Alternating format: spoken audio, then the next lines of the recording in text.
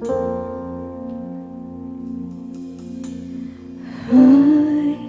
was a rage. I remember who I was.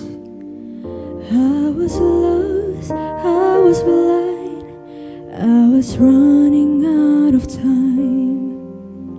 Sin separated, the bridge was far too wide. But from the far side of the chasm, you held me in your side.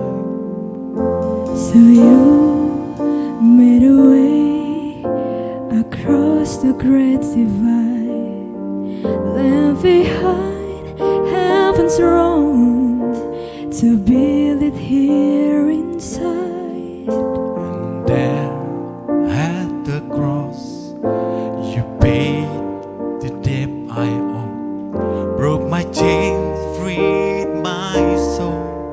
For the first time I had hope. Thank you, Jesus, for the blood applied.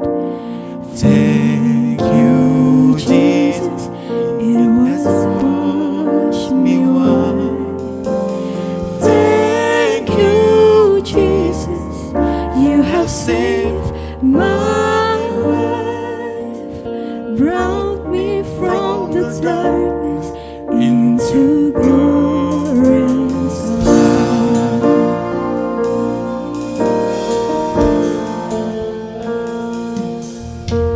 you took my praise, laid inside a tomb. of sin.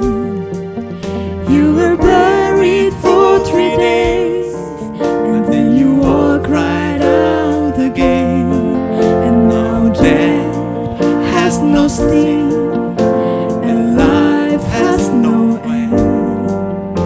For I have been transformed by the blood of the Lamb. Thank you, Jesus, For the blood applied. Thank you, Jesus, it has washed me white.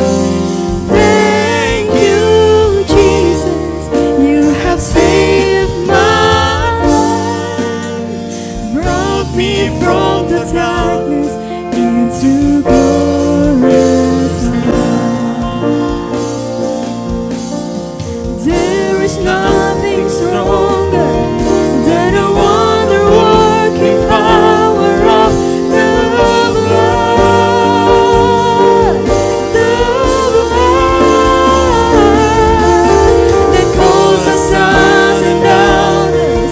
We are ransomed by our Father through the blood, the blood.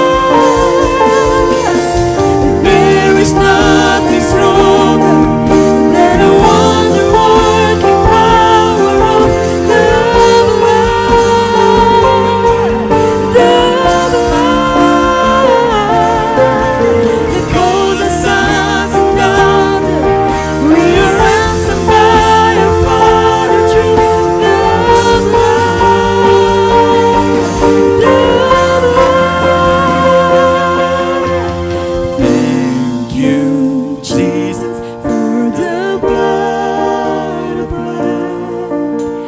Thank you, Jesus, it has washed me white. Thank you, Jesus, you have saved my life, brought me from the darkness into glorious light.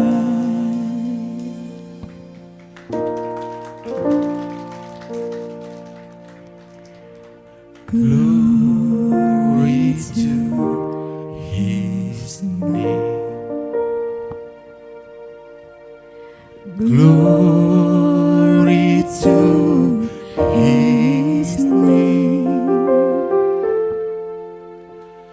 Dear to my heart was the blood applied. Glory to His name.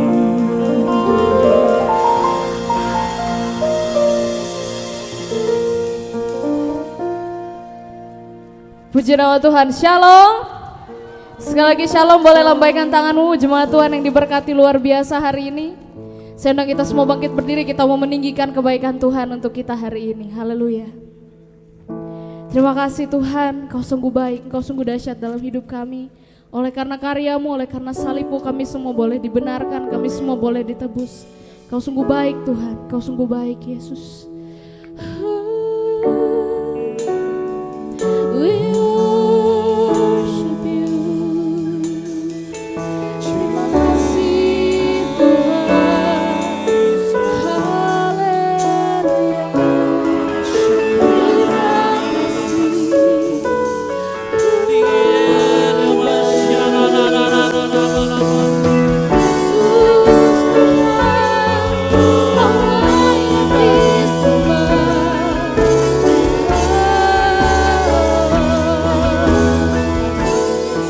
bersama katakan, tak terukur kasih-Mu Yesus, Kau telah mati gantikan diriku, Kau curahkan darah-Mu untuk tebus dosaku.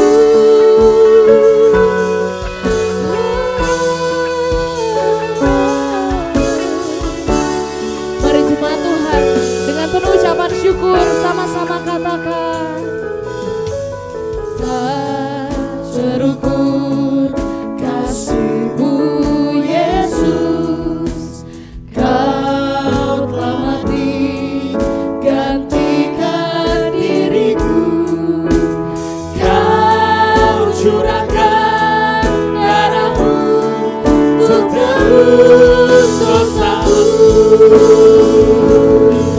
Layaklah Kau Tuhan dipuji dan disembah dengan segenap hatiku. Layaklah Kau Tuhan dipuji dan disembah dengan segenap jiwa. Mari beri sorak-sorai paling meriah untuk Yesus Kristus Tuhan yang telah mati untuk menebus setiap kita.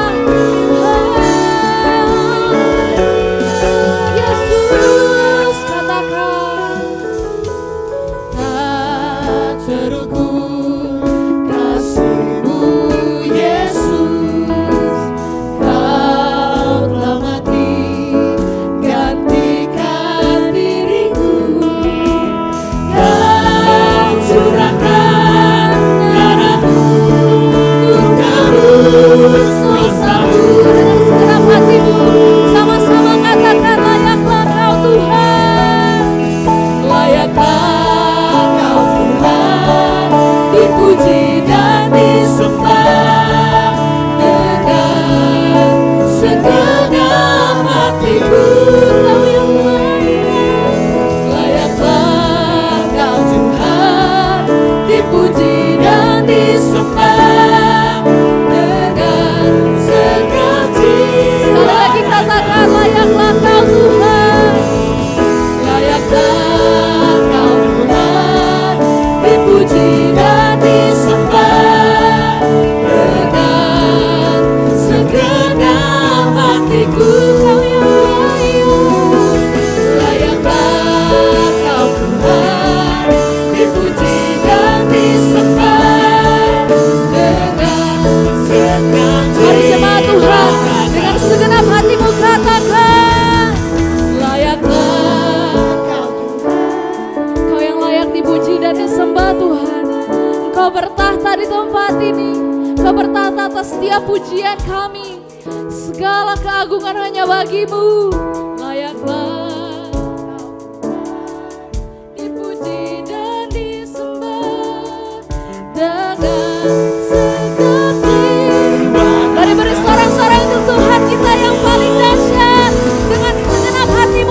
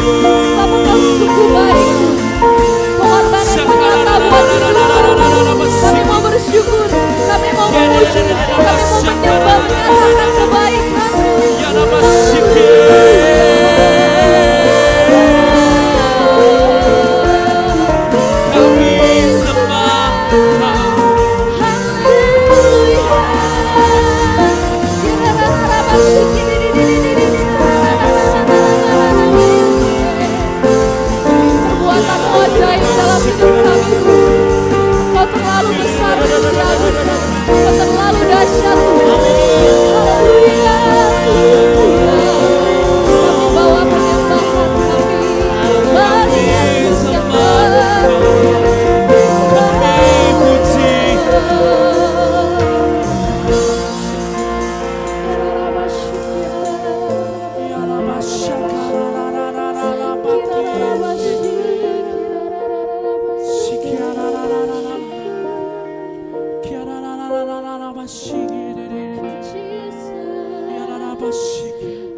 Somebody, oh,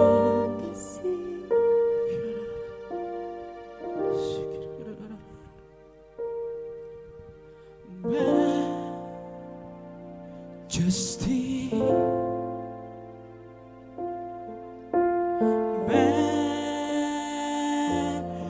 majesty, your grace has found me just as I am, empty-handed but alive in your hands, singing majesty,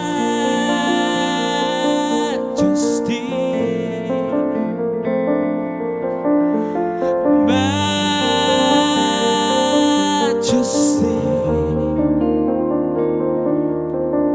Forever I am changed by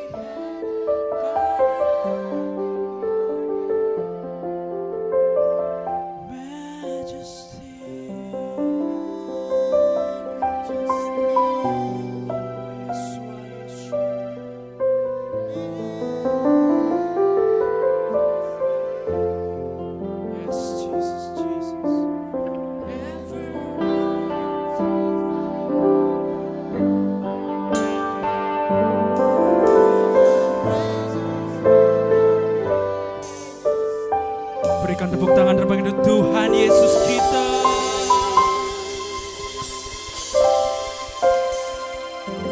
Terima kasih Tuhan, jemaat Tuhan dipersilakan duduk kembali. Kita mau lebih dalam lagi menyembah Tuhan di tempat ini. Yes Tuhan, Kau sungguh baik dalam hidup kami Tuhan. Kami ada di tempat ini untuk menyampaikan rasa syukur dan terima kasih kami untuk karya salib-Mu yang begitu dahsyat dalam hidup kami. Terima kasih Yesus. Thank you Jesus.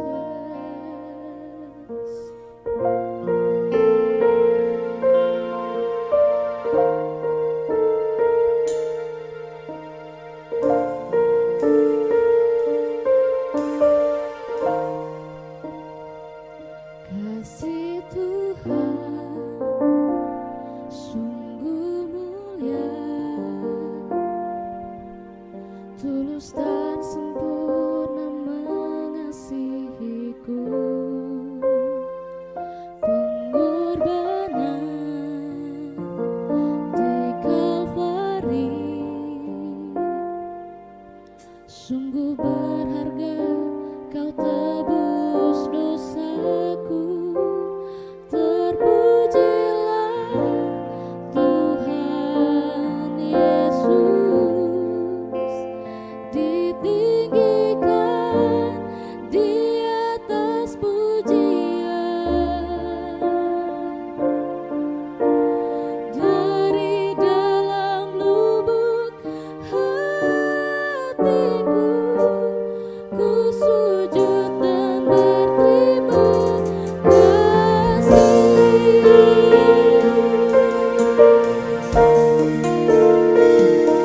Kasih Tuhan tak bersyarat, tak seperti cinta yang ada di dunia. Selalu memberi lebih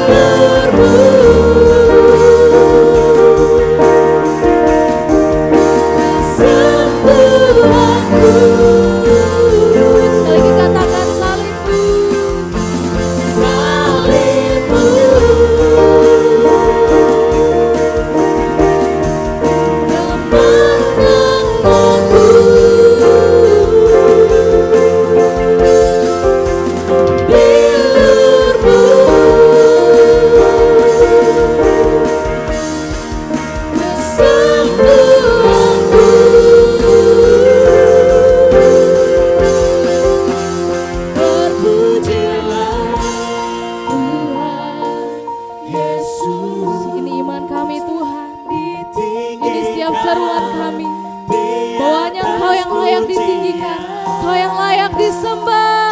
Haleluya. Lubuk hatiku, ku sujud dan berterima kasih. Terpujilah Tuhan Yesus, ditinggikan di atas pujian. Kau ditinggikan dari dalam lubuk hatiku, ku sujud dan berterima kasih. Dari dalam lubuk hatiku, ku sujud dan berterima kasih. Dari dalam lubuk hatiku, ku sujud dan berterima kasih. Kami berterima kasih, kami bersyukur. Sujud dan terima kasih.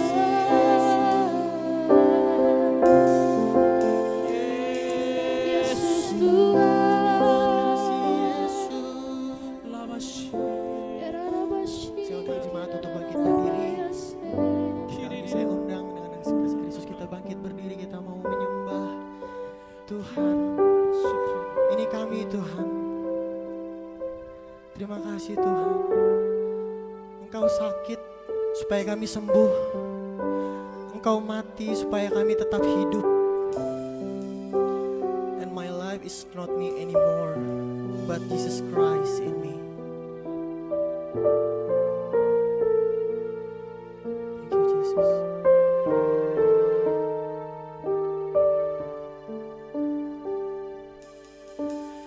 Hanya Kau Tuhan di hidupku. Kau berikan hidup yang baru. Darah-Mu menyucikan, pulihkan hatiku. Ku nyatakan Kaulah sialanya. Engkaulah Tuhan, Engkaulah sumber pengharapan. Amin. Kuasa-Mu sanggup menyembuhkan. Jiwaku pun berserah hanya kepada-Mu. Yesus, Kaulah segala. Mari sama-sama kita angkat pujian ini. Kami angkat tangan kami Tuhan. Karena salib-Mu ku hidup. Amin Tuhan. Karena salib-Mu, Yes. ku menang. Engkau yang Berkuasa. sanggup Amin. untuk melakukan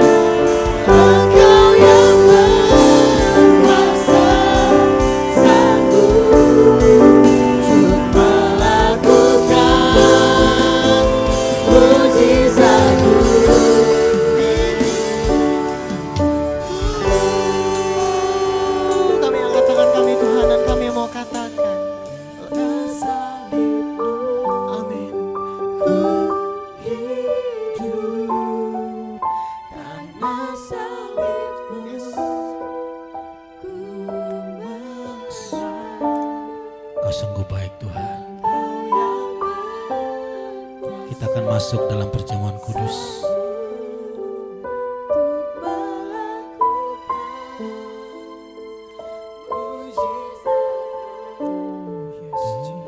Hidupku. Kita akan masuk dalam perjamuan kudus. Bagi jemaat Tuhan yang belum terima roti dan anggur boleh mengangkat tangannya. Yang belum menerimanya supaya dilayani.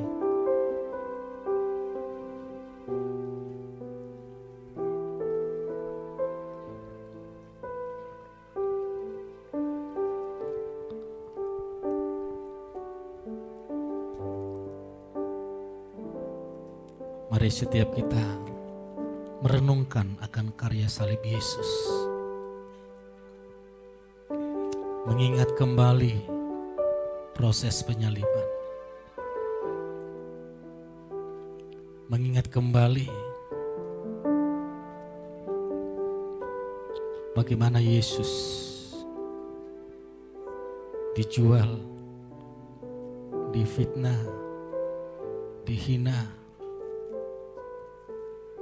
bahkan rupanya tidak ada yang menginginkannya. Kita menganggap dia kena tulah, kena kutuk.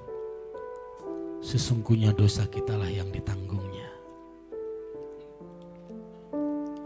Saudara, jangan melihat kesalahanmu waktu masuk dalam perjamuan kudus. Lihatlah karya salib Yesus.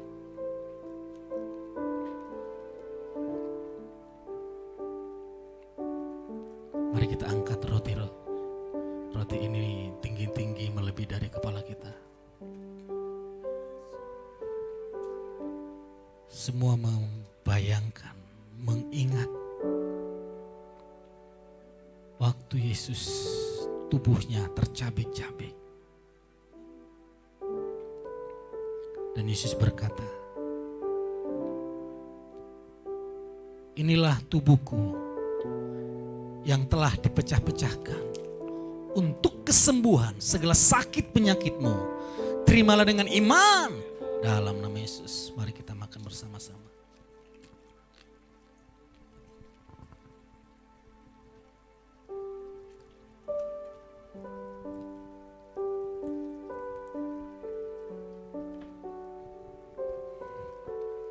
Mari kita angkat cawan yang di dalamnya kita bersekutu dengan darah Yesus.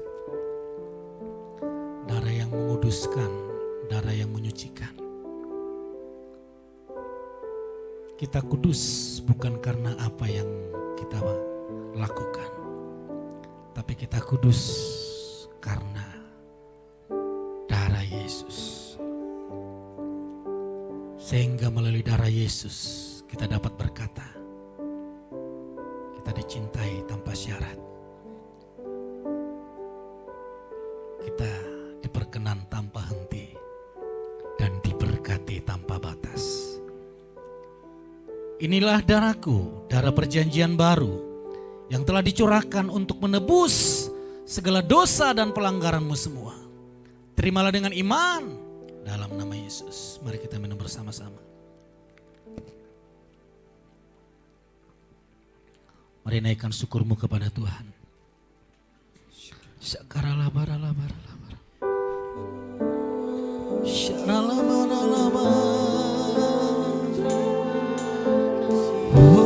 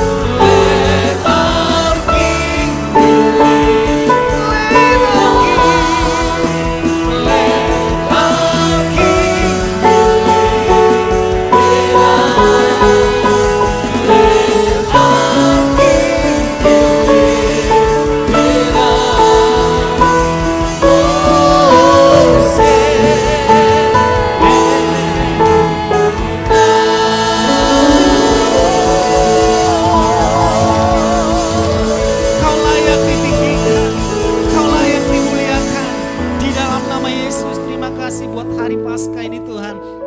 Kami merayakan, memperingati kematian-Mu. Kematian-Mu adalah kehidupan bagi kami. Terima kasih Tuhan, terima kasih Yesus. Dan kami percaya hari ini setiap kami yang datang, terima mujizat, terima pemulihan, bahkan alami kasih Tuhan yang begitu dahsyat. Berfirmanlah, kami sambut firman-Mu. Di dalam nama Tuhan Yesus, sama-sama kita katakan, puji nama Tuhan, shalom.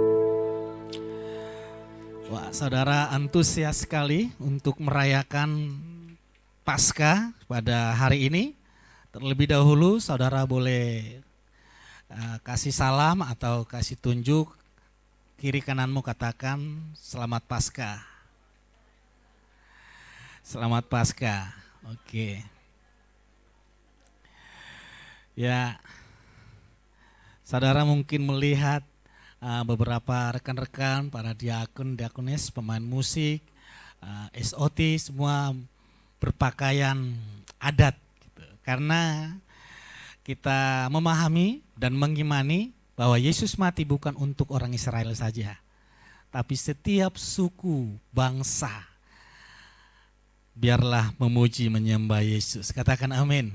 Jadi kita tidak perlu harus berpakaian seperti orang Israel, pakai sorban dan pakai atribut-atribut seperti orang Israel supaya kita seakan-akan lebih sakral ibadahnya. Tidak, karena Yesus mati untuk semua suku. Artinya biarlah setiap suku memuji menyembah Tuhan Yesus seperti suku mereka masing-masing. Amin. Biarlah Tuhan, biarlah orang Batak, orang Jawa, orang Papua, tadi yang main bass itu topinya itu Papua ya. Orang Papua, ada orang Nias, suku Nias. Biarlah memuji Tuhan, menyembah Tuhan seperti orang Nias, orang Papua. Jangan seperti orang Israel. Orang Israel punya cara sendiri memuji Tuhan. Suku kita, Indonesia, punya cara sendiri memuji meninggikan Tuhan. Katakan amin. Banyak yang mengirimkan ke saya lewat WhatsApp selamat memperingati Jumat Agung. Nah, karena kita mempercayai, meyakini bahwa ini adalah Paskah, katakan amin. Tapi saya tidak mau berdebat soal itu saudara. Lalu karena dia mengirimkan Jumat Agung, saya WhatsApp lagi, selamat memperingati hari kematian Tuhan Yesus. Karena mereka memperingati Jumat Agung juga toh memperingati kematian Tuhan Yesus, amin.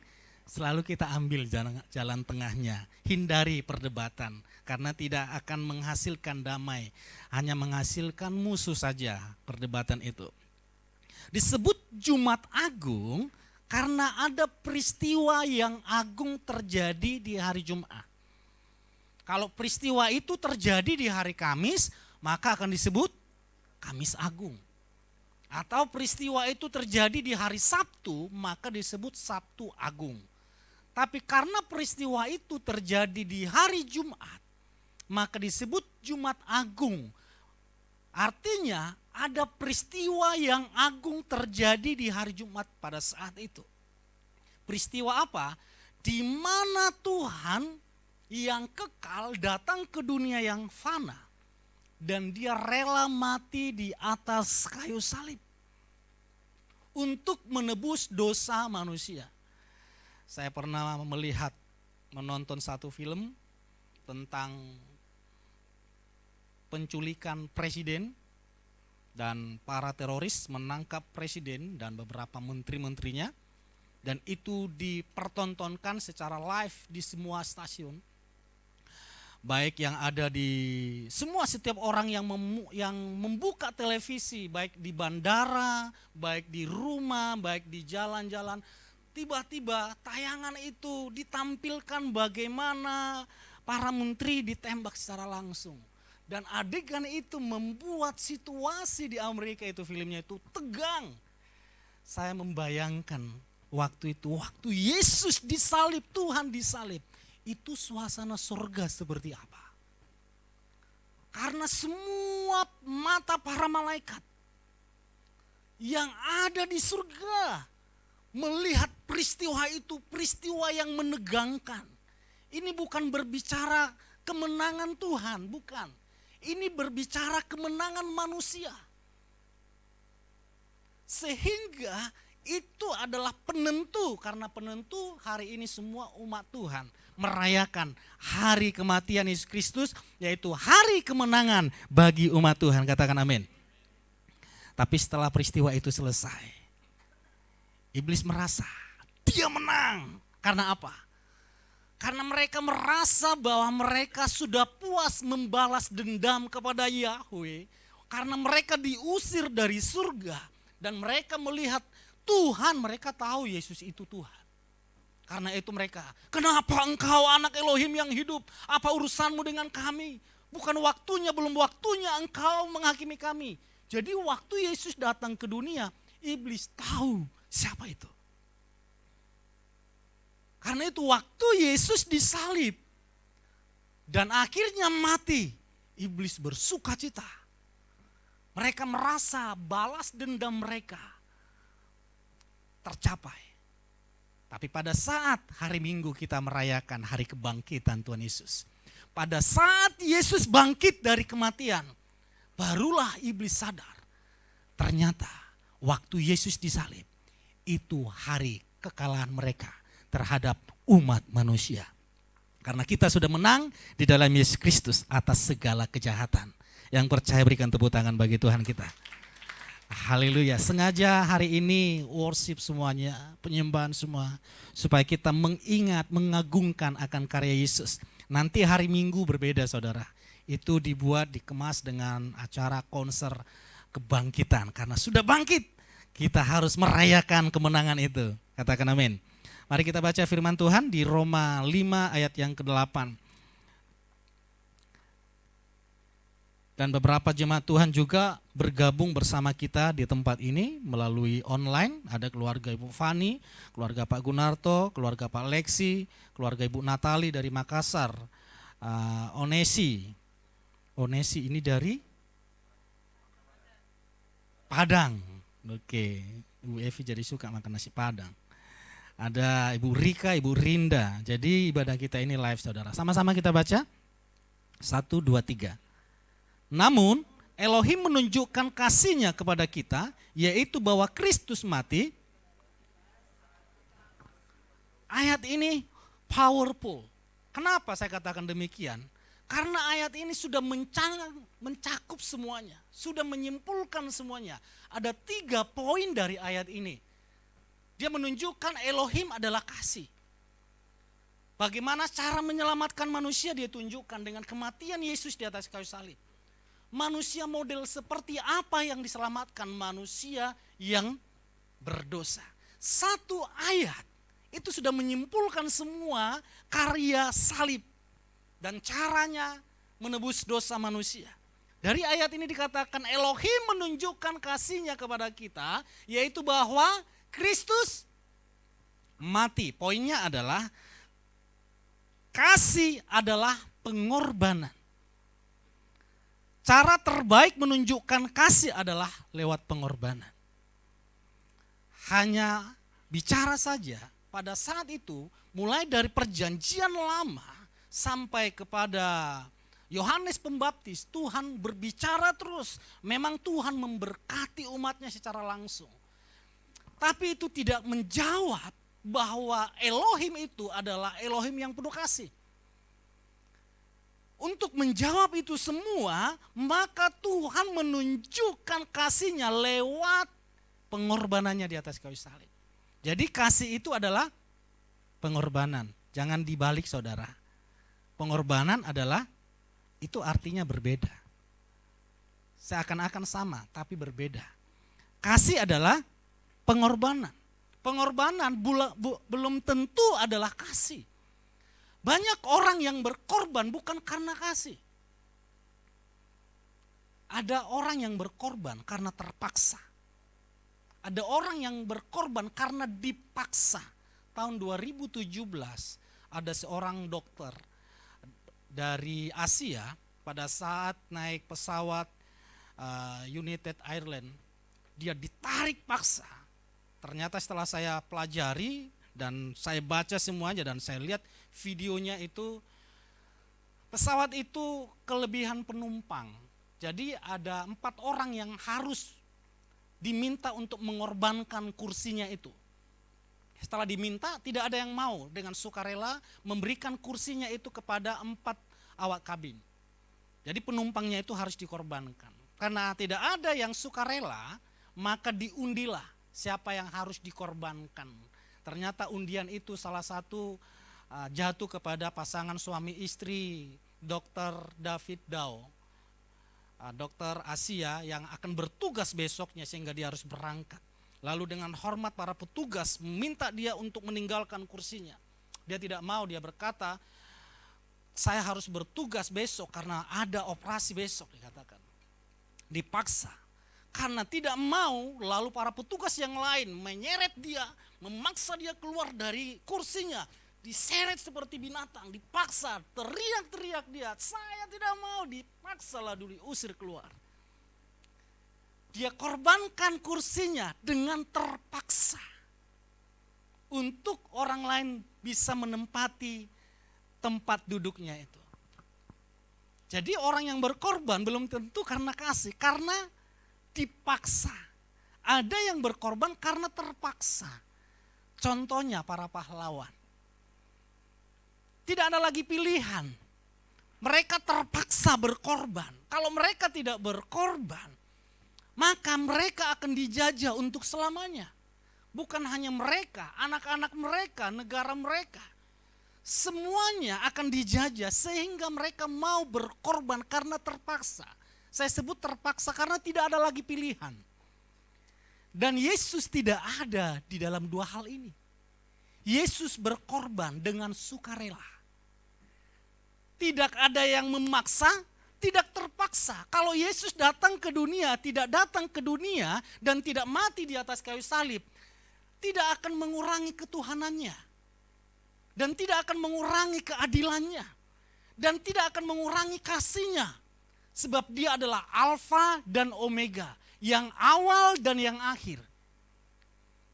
Jadi banyak pilihan. Kalau Yesus hanya mau duduk di surga dan memerintah atas malaikat, Yesus dapat memilih itu. Jadi dia datang ke dunia dengan sukarela. Karena sukarela inilah, karena Yesus suka, mulai dari Kejadian, Yesus sudah memberitahukan bagaimana cara matinya.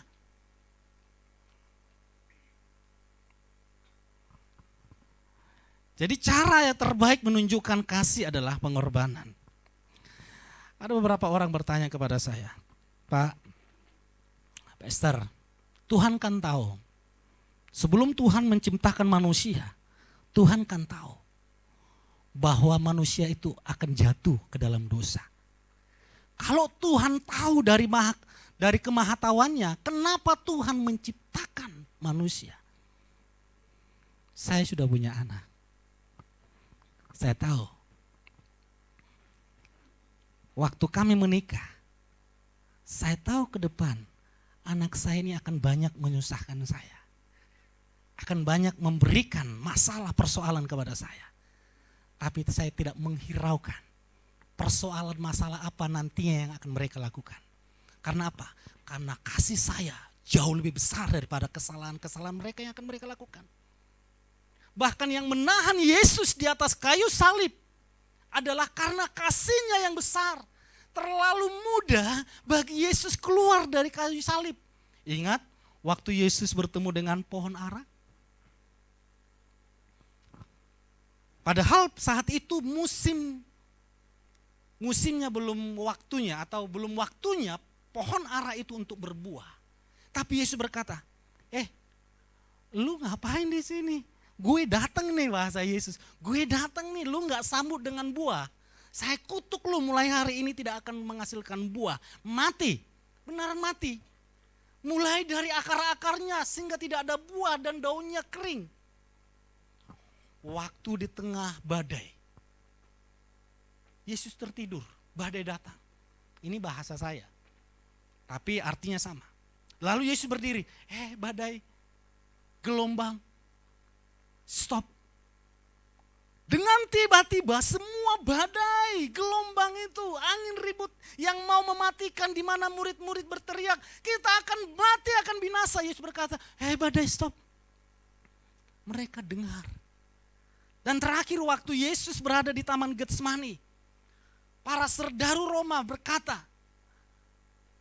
siapa di sini Yesus orang Nazaret? Yesus berkata, akulah dia. Saudara baca di kitab Injil Yohanes. Waktu Yesus berkata, akulah dia, semua para serdaru itu rebah ke tanah. Yesus hanya berkata, akulah dia. Setelah itu mereka bangun lagi. Waktu bangun lagi, mereka bertanya, siapa di antaramu yang bernama Yesus orang Nazaret? Yesus menjawab, akulah dia. Mereka rebah lagi. Waktu disalib, kalau Yesus mau, lu.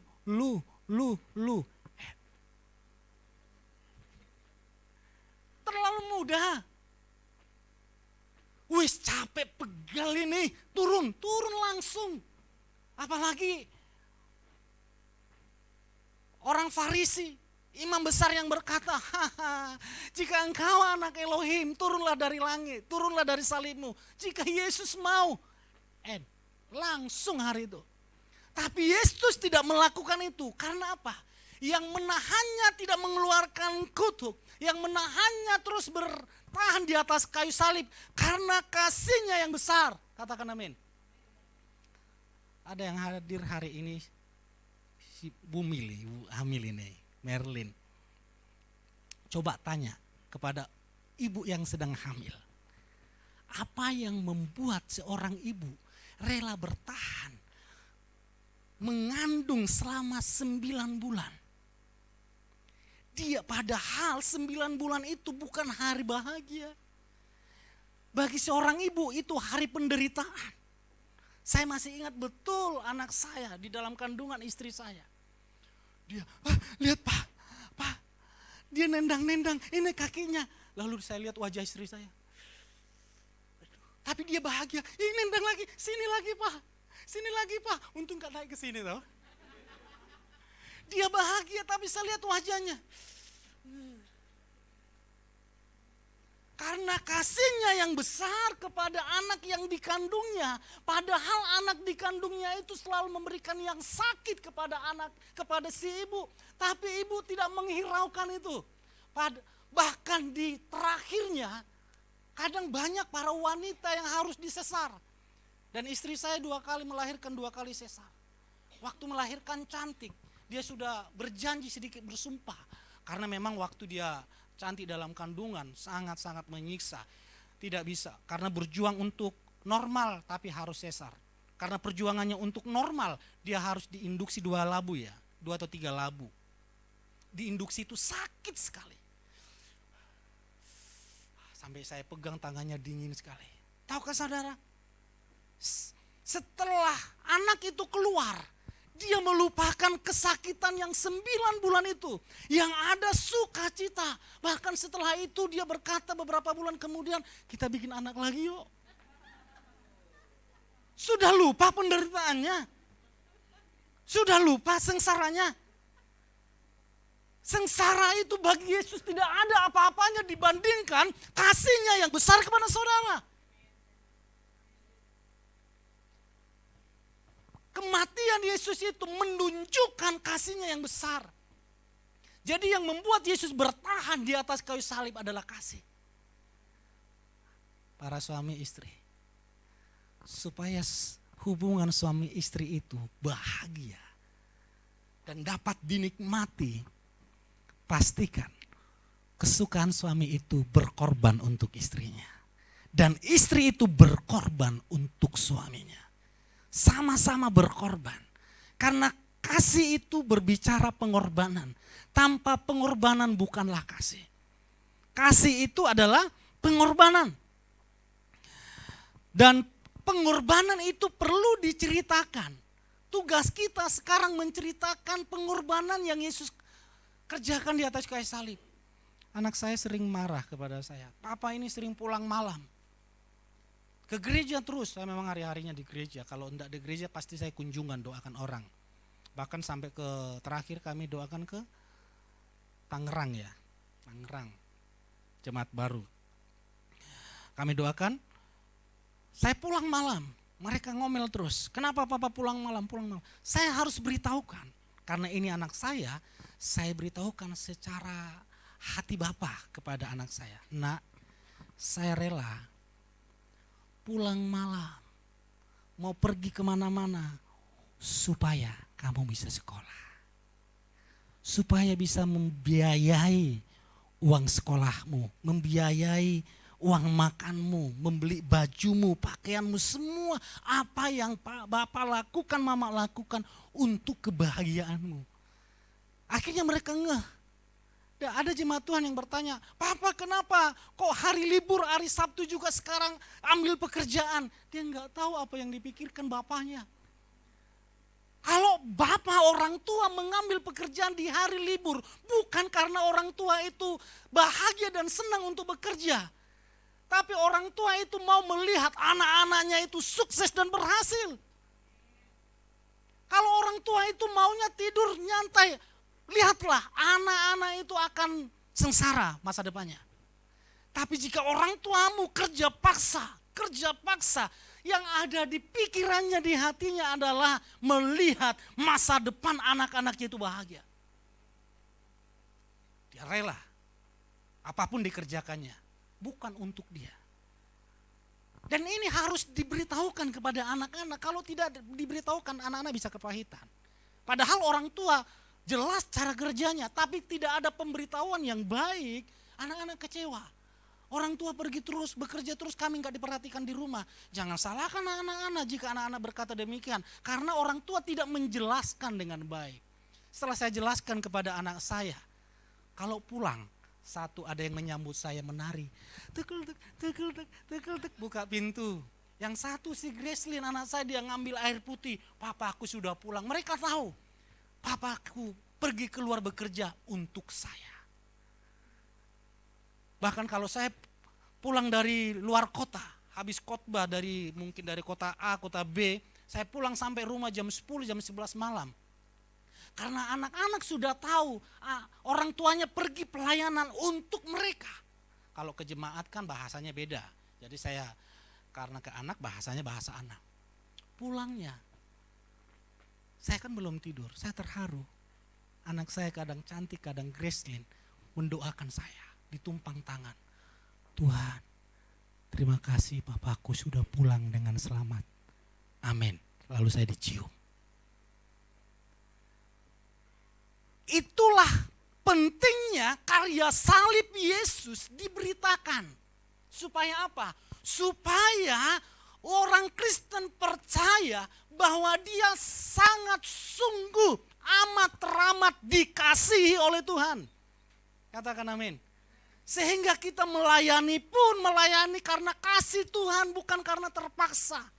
Kalau orang melayani, datang beribadah karena terpaksa, ibadah itu bagi mereka merugikan. Kalau bisa ini hari Minggu, hari Paskah ini waktunya pekerjaan atau uang hepeng. Karena apa? Karena dia tidak tahu betapa besarnya kasih Tuhan kepadanya. Saya bangga kepada saudara. Saudara meninggalkan rumah saudara mungkin ini hari libur Sabtu, Jumat, Sabtu, Minggu, libur panjang. Saudara memilih datang beribadah. Karena saudara tahu betapa besarnya kasih Tuhan atas hidup saudara. Katakan amin. Berikan tepuk tangan bagi Tuhan kita. Jadi mulai hari ini orang tua yang suka kerja di luar, beritahukan itu semua untuk orang anak-anak saudara. Katakan amin. Supaya tidak salah sangka. Istri juga harus diberitahukan. Kalau dulu istri saya telepon, saya mau keluar kota. Papa lagi di mana? Dengan siapa? Sedang berbuat apa? Video call dong, video call gitu. Ini loh saya, ke kamar mandi. Dia pikir saya menyembunyikan wanita di kamar mandi tuh. Ini bahasa ditambah-tambahin, bukan. Coba mana kamar mandinya, mana apanya, semua. Setelah dia tahu bahwa suaminya tidak ngapa-ngapain, sekarang kalau saya keluar kota, dia hanya tanya, sudah makan belum? Tidak harus menanya kamu dengan siapa, bersama siapa, sedang berbuat apa. Saya hanya melayani Tuhan. Yang terakhir, kasih yang berkorban menghasilkan kehidupan yang lebih baik. Katakan amin. Karena seorang ibu rela berkorban 9 bulan mengandung anak itu. Sehingga dia melihat anak itu kehidupannya, kehidupan yang lebih baik. Bukan untuk si anak, orang tua itu juga merasa hidupnya jauh lebih baik melihat anak itu. Katakan amin. Saudara, sukacita Tuhan penuh melihat saudara memuji menyembah Yesus. Katakan amin. Yang terakhir, sama-sama kita baca. 1, 2, 3. Namun Elohim menunjukkan kasih-Nya kepada kita, yaitu bahwa Kristus mati bagi kita saat kita masih berdosa. Poinnya adalah mengasihi orang berdosa. Jadi Yesus mati di atas kayu salib ketika kita masih berdosa. Artinya ketika kita belum mengenal Tuhan. Ketika kita masih datang ke kuburan berdoa, datang ke Gunung Kawi berdoa minta mujizat, datang ke paranormal yang sekarang yang lagi tren, ting ting ting ting ting yang gitu lah, tangannya yang bengkok diluskan, saudara percaya itu? Kalaupun itu terjadi, saudara pegang. Kitab suci di kitab Wahyu berkata, pada akhir zaman iblis pun akan diberikan kuasa untuk membangkitkan orang mati. Jangankan menyembuhkan orang yang sakit, membangkitkan orang mati. Sehingga orang akan terkecoh. Sehingga pikirannya akan sulit untuk membedakan mana mujizat dari Tuhan, mana mujizat dari iblis. Tapi orang yang selalu mencari mujizat, mencari berkat, orang seperti itulah yang pertama-tama sekali yang akan meninggalkan Tuhan. Karena mereka berpikir, siapa yang dapat menyembuhkan? Dia adalah utusan Tuhan.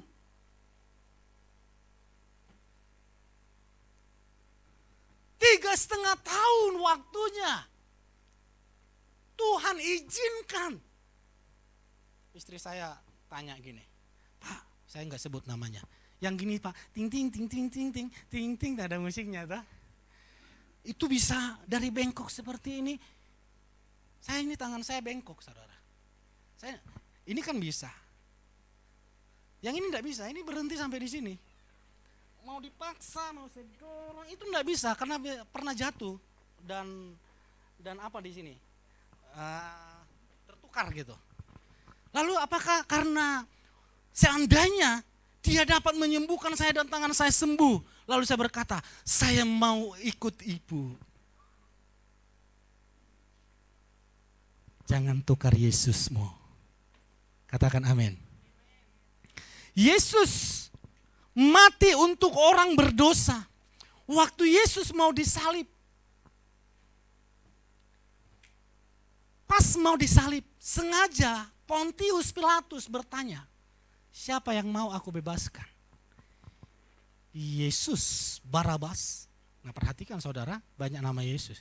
Yesus Barabas itu penjahat besar. Kejahatannya terkenal di Israel. Atau Yesus yang disebut Kristus. Mereka berkata, bebaskan Barabas, salibkan Yesus. Di proses itu sudah terjadi pertukaran. Yang kudus disalibkan. Yang jahat Barabas dibebaskan. Itu gambaran saudara Barabas itu. Dan selalu ada 3 salib. Kenapa tidak cukup 1 salib saja? Kenapa Yesus harus digambarkan bersama dengan salib kiri kanan? Karena salib kiri kanan itu berbicara para penjahat. Sesungguhnya Yesus disalib, Yesus berkata kepada penjahat pada saat itu. Padahal firman Tuhan berkata, penjahat itu juga ikut mengolok-olok Yesus. Tapi sebelum mengakhiri hidupnya, dia berkata penjahat ini yang mengolok-olok Yesus. Karena dia sudah tahu, Yesus, sekarang aku tahu engkau orang benar. Jika engkau datang sebagai raja, ingatlah akan aku. Yesus dengan gampangnya berkata, hari ini juga engkau bersama-sama aku di Firdaus. Yesus tidak berkata, saya ajari dulu ya doa Bapa kami. Atau saya baptis dulu ya. Atau kamu berdoa dulu ya. Jadi salib itu pertukaran yang sempurna bagi orang yang berdosa. Karena lewat salib Yesuslah orang berdosa dapat diubahkan. Melalui kasihlah manusia dapat diubahkan. Petrus diubahkan karena kasih.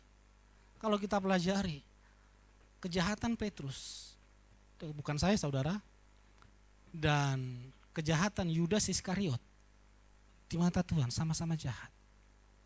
Yudas menjual dan dia menyesal. Petrus menyangkal dan dia menyesal. Sama-sama menyesal.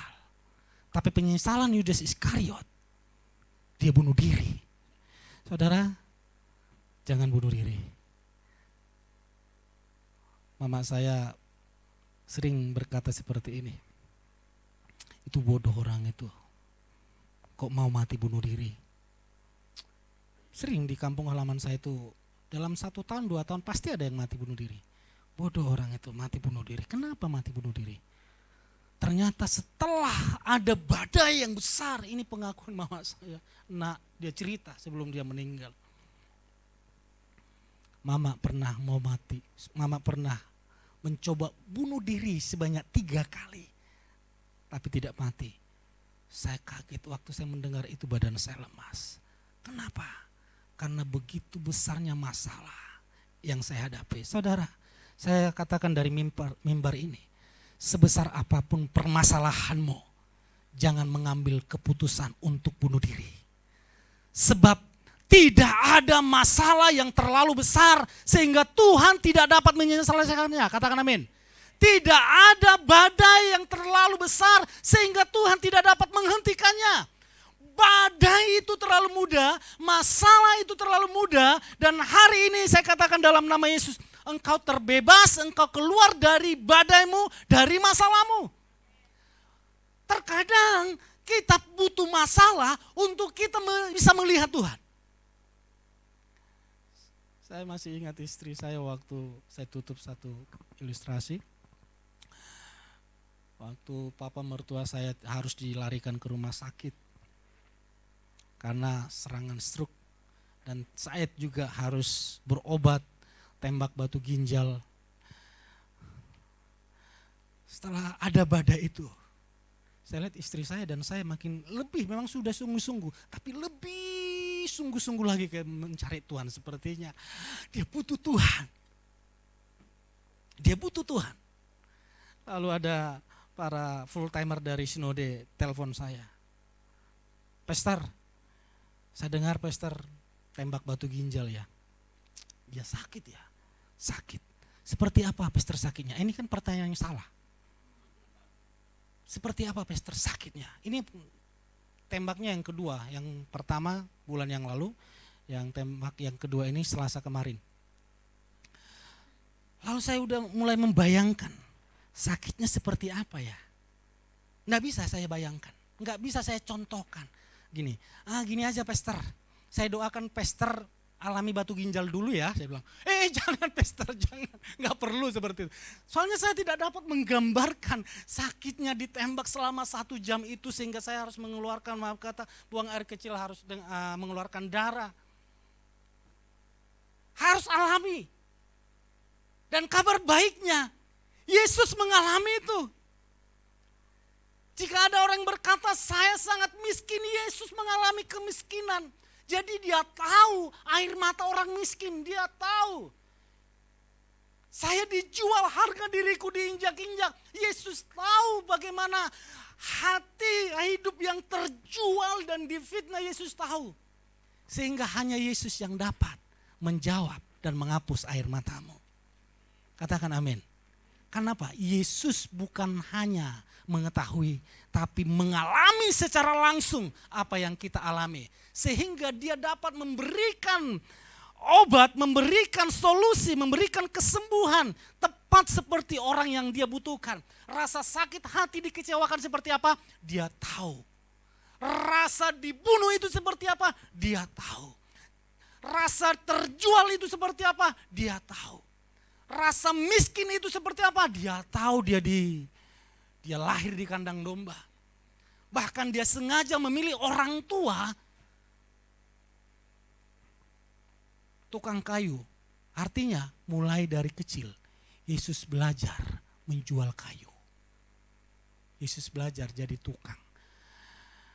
Saya mungkin kalau hidup di zaman Yesus, berbahagialah orang-orang yang waktu mudanya Yesus memanggil Yesus memperbaiki rumahnya. Kan dia kan tukang kayu toh.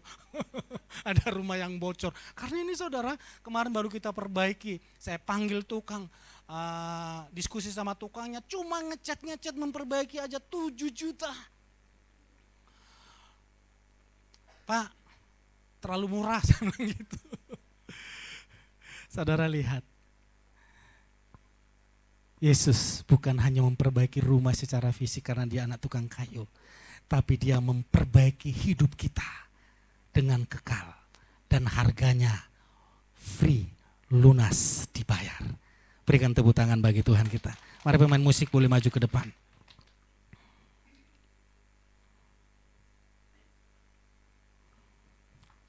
Kesimpulannya adalah Yesus kekasih yang agung menunjukkan kasihnya di atas kayu salib ketika manusia masih berdosa. Hanya melalui kasih manusia dapat diubahkan. Dan ayat yang terakhir di Roma 5 ayat 10. Sebab jika sewaktu masih menjadi musuh saja kita sudah diperdamaikan dengan Elohim melalui kematian putranya. Terlebih lagi sesudah diperdamaikan kita pasti akan diselamatkan oleh hidupnya. Katakan amin.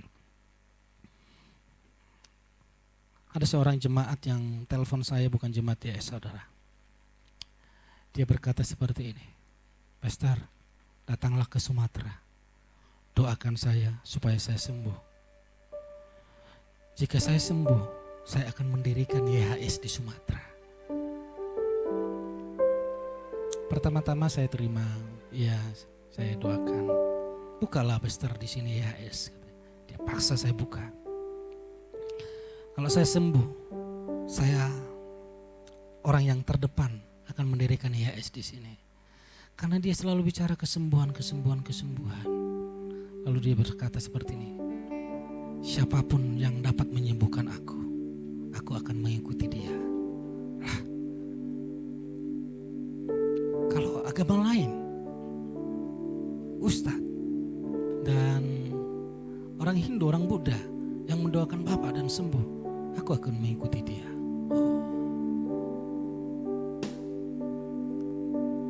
Dia belum tersentuh oleh kasih Tuhan. Dia datang kepada Yesus hanya butuh mujizatnya, hanya butuh kesembuhannya. Lalu saya katakan, sorry Pak, saya tidak mau doakan Bapak, karena saya bukan hamba Tuhan yang bisa menyembuhkan. Datang kepada Yesus, sembuh tidak sembuh, percaya kepada Yesus. Katakan amin. Ditolong gak ditolong, seperti Sadrak, Mesak, Abednego harus masuk ke dapur perapian. Kalau Tuhan menolong kami, Tuhan akan menolong kami. Kami tidak akan beralih kepada keyakinan yang lain. Karena kami percaya Tuhan pasti tolong kami. Seandainya pun Tuhan tidak tolong, kami tetap menyembah Tuhan. Itu di perjanjian lama. Dan di perjanjian baru, bukan Tuhan tolong tidak, Tuhan tolong. Tuhan sudah melakukannya sempurna di atas kayu salib. Katakan amin. Karena salibmu ku hidup, karena salibmu ku menang. Engkau yang berkuasa, sanggup untuk melakukan mujizat. Mari jemaat Tuhan katakan, karena salibmu.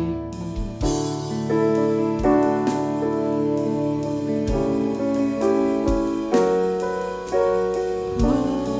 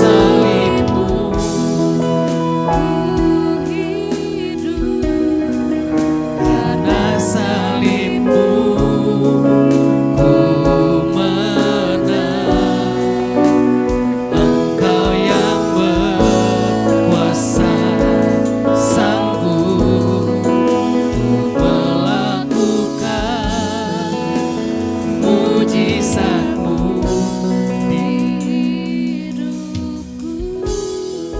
Mari kita merenungkan sejenak akan pengorbanan Yesus di atas kayu salib.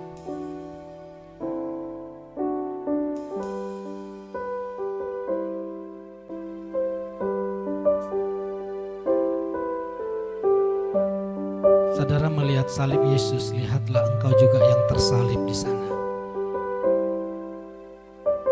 Segala dosa dan kutuk sudah diselesaikan.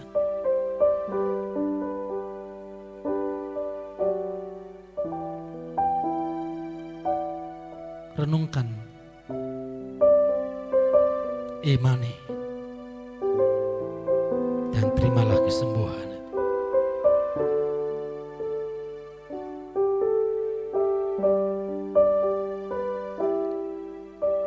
Terima kasih Tuhan buat karya salib-Mu.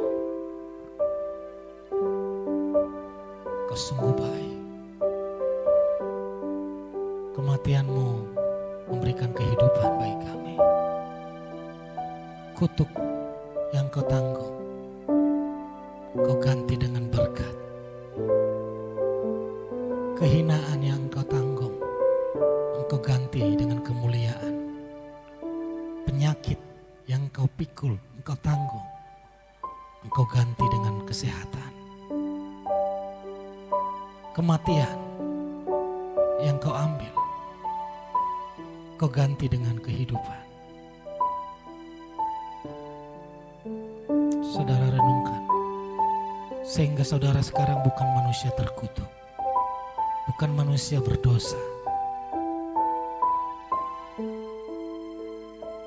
tapi saudara manusia yang sempurna, manusia yang dikasihi.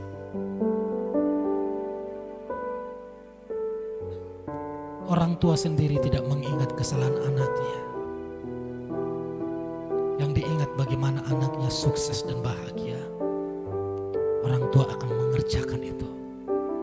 Terlebih Tuhan, Dia tidak mengingat-ingat kesalahanmu lagi. Melihat saudara, Tuhan bersuka cita. Sehingga Tuhan mau kita semua sehat, bahagia, dan diberkati. Karena salib-Mu ku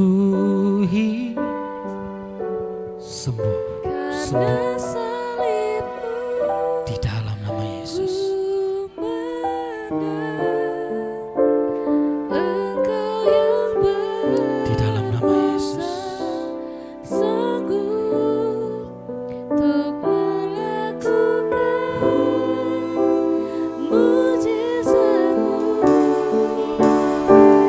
Karena salib-Mu Tuhan, ku hidup. Karena salib-Mu Engkau yang Yesus,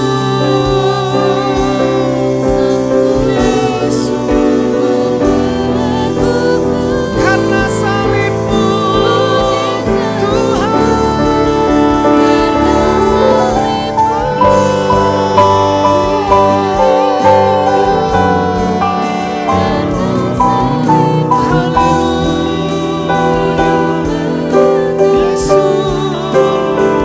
Engkau yang berkuasa, oleh salib Yesus engkau disembuhkan, tubuhmu disembuhkan, tubuhmu disembuhkan.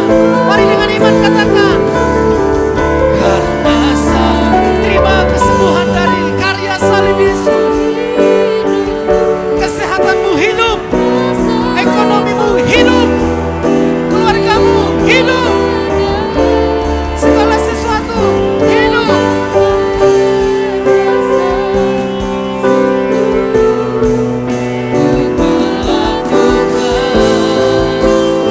Karena salib-Mu, karena salib-Mu. Terima kasih Yesus, Karena salib-Mu terima kasih Tuhan. ku menang. Thank you Lord. Engkau yang Thank you, Jesus. berkuasa, sanggup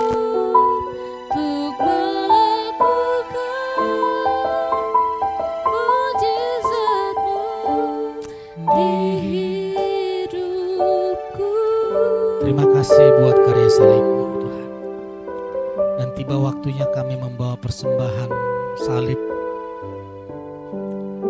sebagai ungkapan syukur kami. Kami membawa korban salib. Bagi saudara yang belum menerima amplop salib seperti ini, boleh angkat tanganmu. Yang sudah boleh mengangkat tangan dan tumpang tangan ke persembahan yang saudara bawa. Tuhan, terima kasih.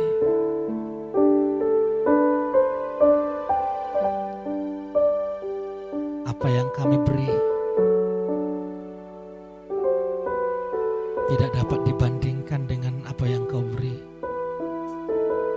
Tapi kami belajar untuk selalu memberi yang terbaik atas segala apa yang sudah Engkau berikan bagi kami, Tuhan. Terima kasih Yesus buat kehidupan yang Engkau beri, buat berkat yang Engkau beri, buat kemuliaan yang Engkau beri, buat segala sesuatu yang Kau miliki Engkau beri. Berkati umat-Mu yang membawa korban persembahan salib. Terpuji nama-Mu ya Tuhan. Terima kasih buat karya salib-Mu. Kami berdoa dan mengucap syukur dalam nama Yesus, amin. Saudara boleh memberinya ke depan. Karena salib-Mu ku hidup, karena salib-Mu ku menang. Engkau yang berkuasa, sanggup melakukan mujizat karena salib-Mu.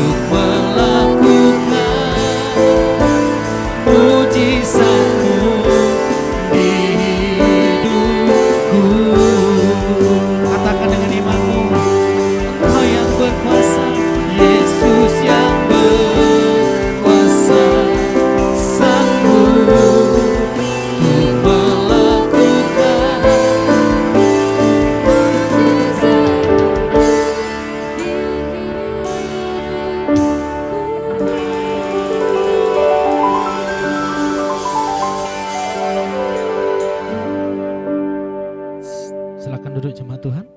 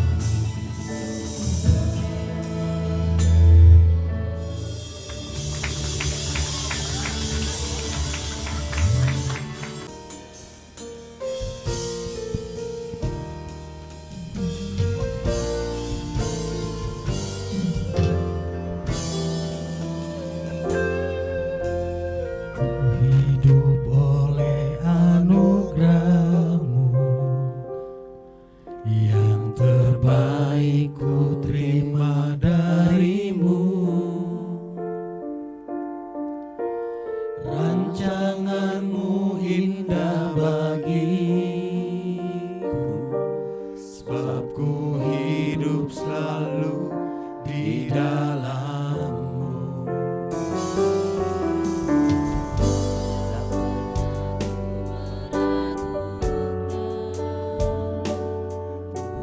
Kasih dan karya salib-Mu, Kau telah mati gantikan hidupku. Sebab itu ku selalu bersyukur. Kasih-Mu memulihkan hidupku, kuasa-Mu membangkitkan rohku, darah-Mu telah tercurah bagiku, pengorbanan-Mu sempurna.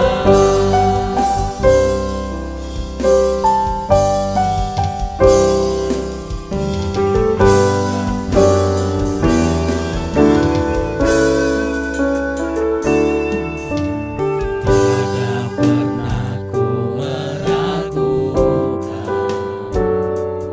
bukti kasih dan karya salib-Mu.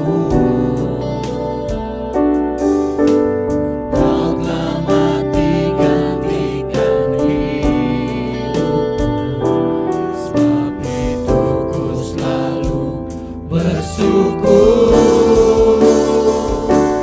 Kasih-Mu memulihkan hidupku, kuasa-Mu membangkitkan rohku, darah-Mu telah tercurah bagiku, pengorbanan-Mu sempurna. Kasih-Mu memulihkan hidupku, kuasa-Mu membangkitkan rohku, darah-Mu telah tercurah bagiku, pengorbanan-Mu sempurna.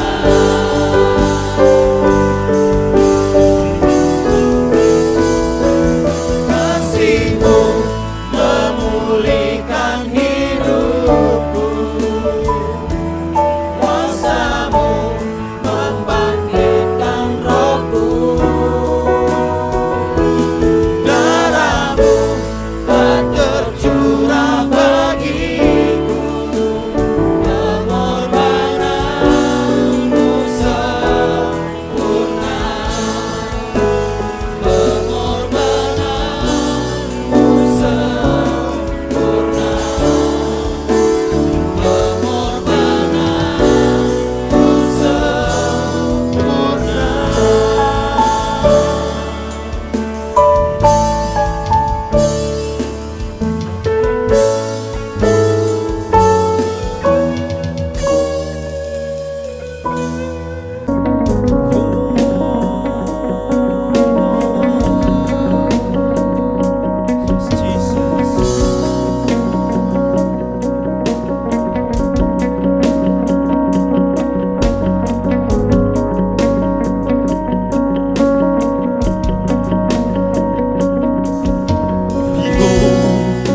the glory of the Lord, a great high priest whose name is love.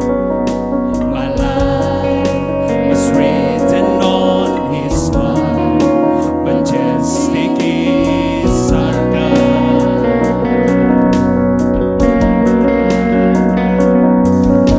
Awake my soul and bring Him praise. Bow down before the Lamb of God. My soul is purchased by His blood. Majestic is our God.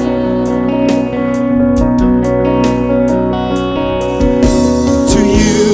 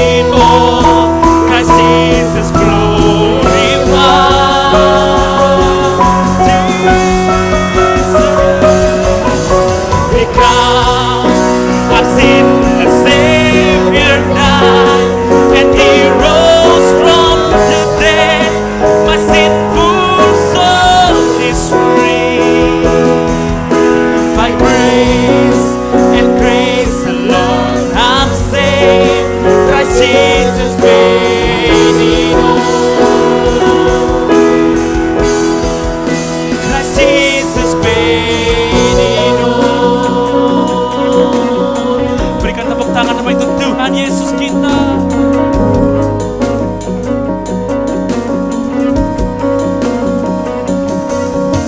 Awake my soul and bring him praise. Bow down before the Lamb of God.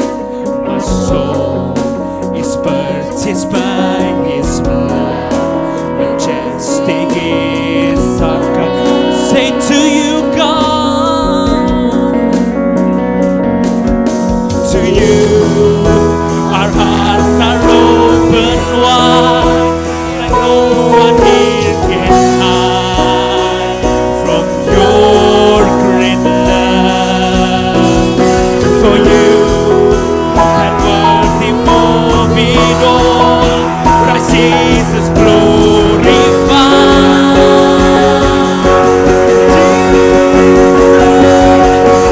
Because our sin the Savior died, and He rose from the dead. My sinful soul is free. By grace and grace alone I'm saved. Christ Jesus paid it all.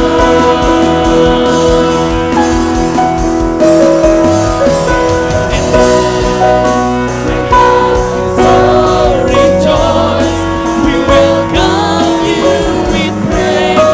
We welcome in this place. Exalt your name with highest praise.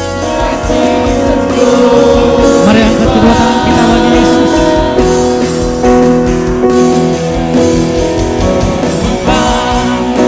Tuhan tinggikan yang bangkit dan menang, Yesus Kristus Tuhan. Raja mulia dan luhur, agunglah namamu, bahkan jiwaku, maka jiwaku memuja, menyembah Sang Raja, Yesus Kristus Tuhan. Kekal sempurna kuasa-Mu, agunglah karya. Mari jemaat Tuhan angkat kedua tanganmu, angkat wajahmu. Jemaat Tuhan sendiri katakan, Tuhan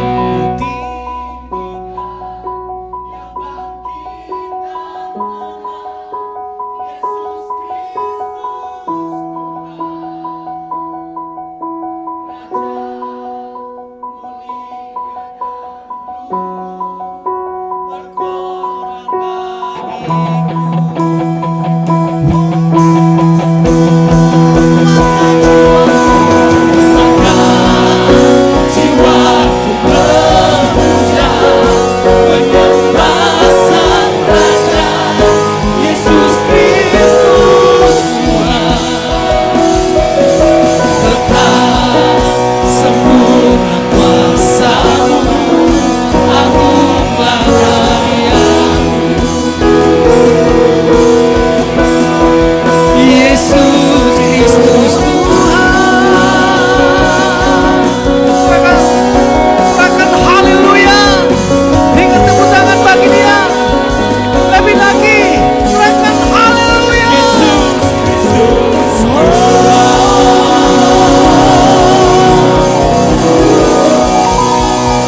Pulanglah jemaat Tuhan dengan membawa segala berkat dari Bapa Yahweh, berlimpah-limpah kasih karunia dari Tuhan Yesus Kristus, dan persekutuan yang manis dengan Roh Kudus yang memberkati kita hari ini sampai selama-lamanya. Diberkatilah kesehatanmu, diberkatilah rumah tanggamu, diberkatilah pekerjaanmu, diberkatilah keuanganmu, diberkatilah anak-anakmu, diberkatilah seluruh kehidupanmu. Berkat di dalam nama Tuhan Yesus Kristus yang percaya diberkati dengan iman, sama-sama katakan